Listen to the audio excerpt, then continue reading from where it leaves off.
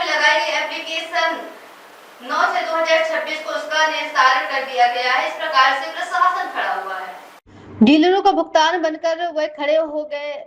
कहते हैं कि उनके अधिकारी क्षेत्र में नहीं आता है और उनकी गलती नहीं दिखती है और झूठी आख्या और सबूत के तौर पर यहाँ के कॉलोनी वासियों का फोटो खींचकर आख्या में लगाया। तभी इतने में सत्यवादी हरिश्चंद्र के बच्चे पार्टी का फोटो क्यों नहीं लगाया, सबूत के तौर पर पार्टी का फोटो नहीं लगाया। देखिए कला सच।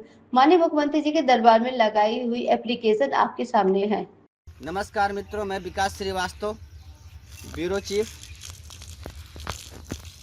दादरी गौतम बुद्ध नगर। आपको ब्रेकिंग न्यूज़ दे रहा हूं कि अगर प्रशासन किसी के सामने बचाव में खड़ा हो जाए तो किस प्रकार से कृत्य करता है, और प्रशासन यह तब करता है जब दूसरी पार्टी जिसके विरुद्ध कंप्लेंट किया गया हो वो अपने खजाने खोल दे। और दूसरी बात यह भी होती है कि जब उनके रिश्तेदार, क्योंकि जो लोकल के आदमी हैं और इनके रिश्तेदार भी बहुत नौकरी में हैं, तो उनके बचाव में किस तरह कृत्य किए जा रहे हैं मैं आपको लाइव वंदे भारत न्यूज़ में बताता हूं। सबसे पहले दादरी गौतम बुद्ध नगर में सोसाइटी है द ग्रैंड सिटी आमका गांव में। यहां पे लोगों ने 11 कंप्लेंट पहले की, उनके सारी आख्या झूठी लगाई गई, उन्हें बेबुनियादी बता करके निस्तारण कर दिया गया। उसके बाद 12वीं एप्लीकेशन लगाई गई माननीय आदित्यनाथ योगी जी के दरबार में, और उसमें साफ साफ लिखा गया कि हमारी 11 कंप्लेंट डीलरों ने दबा दी हैं, प्रशासन के द्वारा दबवाई गई हैं और यह कृत्य किया गया, घिनौना कृत्य किया गया है।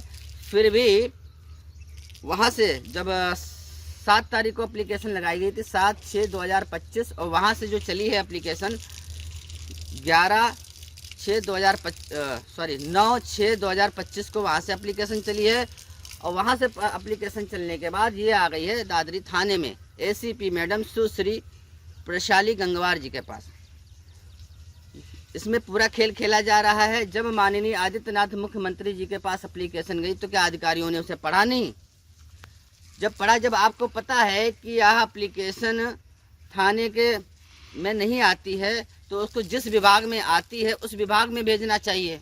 कितना बड़ा कृत्य किया कि उसमें साफ साफ लिखा हुआ है कि हमारे साथ ना इंसाफ़ी हुई है, 11 कंप्लेंट डीलरों के द्वारा दबा के दी गई हैं और उसमें हमें इंसाफ नहीं मिल पाया है, झूठी आख्या लगाई गई है, सारा कुछ एप्लीकेशन में लिखा हुआ है।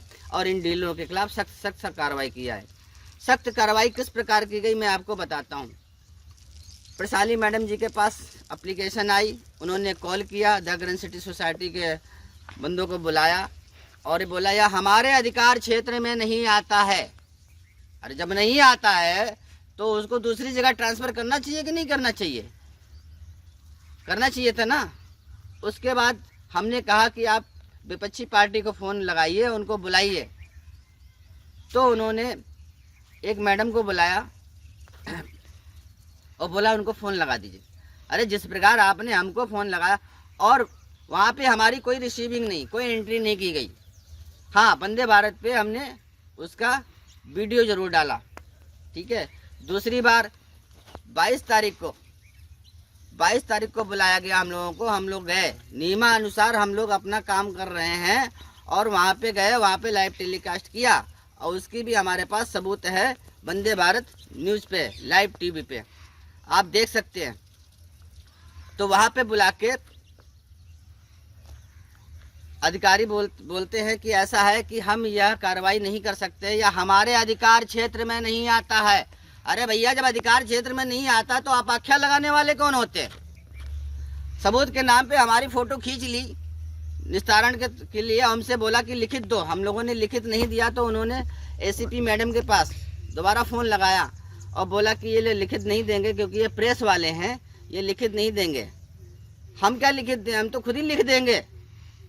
हम झूठा नहीं लिखते हैं, हम सत्य लिखते हैं, सत्य के अलावा कुछ नहीं लिखते हैं।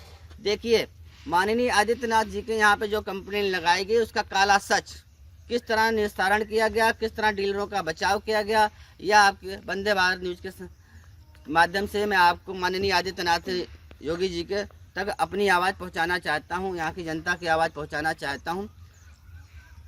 मैंने थाना प्रभारी से कहा कि आप हमारी एंट्री कर लीजिए।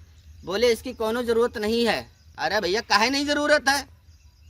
आप हमारी फ़ोटो क्लिक कर लिए, विपक्षी पार्टी की फ़ोटो बुला के क्लिक किए, हमको दिखाओ। और क्यों नहीं निस्तारण, जब निस्तारण किया तो उसमें क्यों नहीं लगाया फ़ोटो?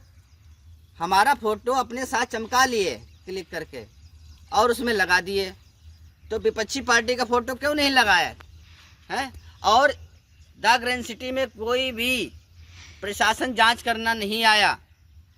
देखिए किस प्रकार भगवान बनकर प्रशासन डीलरों का बचाव कर रहा है, कितना कृत्य किया जा रहा है। माननीय आदित्यनाथ योगी जी के जो नीचे प्रशासन है किस तरीके से काम कर रहा है, मैं आपके इस चैनल से दिखा रहा हूं।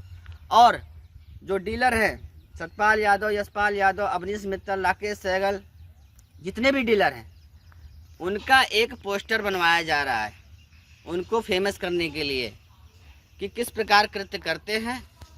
2-1 दिन में बन के आ जाएगा, फिर मैं आपको दिखाऊंगा कि आप इनसे नोएडा क्षेत्र में जहाँ भी प्लॉट काट रहे हो या कुछ भी कर रहे हो, बहुत धोखाधड़ी करते हैं।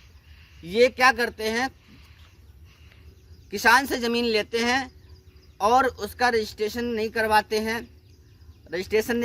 हैं, अथॉरिटी में पैसा नहीं जमा करते हैं, बहुत सारी चीज़ें हैं जो सरकारी पैसा नहीं जमा करते हैं और इसमें सरकारी विभाग पूरा लिप्त रहता है।